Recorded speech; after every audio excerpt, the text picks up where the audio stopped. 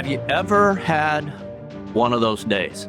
I couldn't have been more excited because on that day, our company had secured the largest contract for our services ever.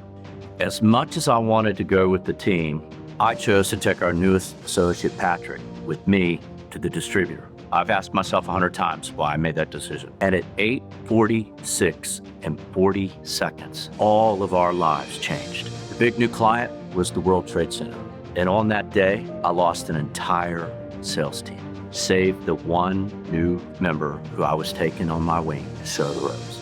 I never want to diminish the impact that 9/11 had on our lives, but I have to say that through the worst of circumstances, we can glean life lessons that are transformative. My program is not just about a story or an experience, but more importantly, the lessons that we can take from it to make us stronger, better, and more resilient. The streets of Lower Manhattan were chaos. You've all seen the pictures and the images and the videos of the debris and the people walking aimlessly. Disbelief gripped us all. A barkeep invited us in out of kindness. Any act of kindness was appreciated, as we all had a story to tell. Patrick and I sat up at the bar, and an old man sitting next to me. Sorry, I think I'm hearing Billy Joel.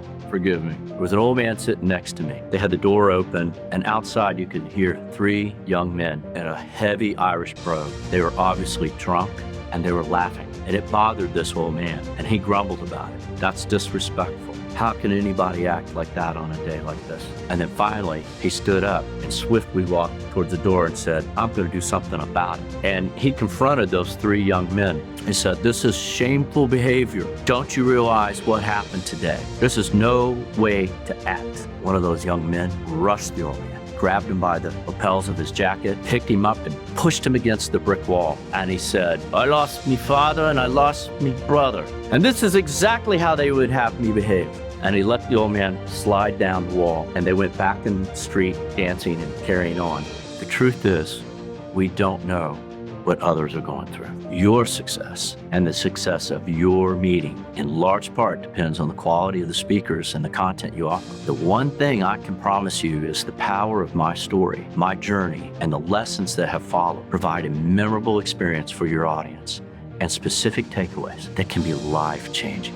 My journey, much like yours, has been life-changing, but nothing like a note I got from my daughter. She wrote when she's 7, she's 21 today. My wife asked me if I would help her with her 9/11 report. And I'm reading the paper. It was pretty good, made a few little changes, and then I got down to the end, and she said, thousands of people did not make it out of New York that day. Luckily for me, my dad is one that made it out, because if he hadn't, I would not be here now. Be here now.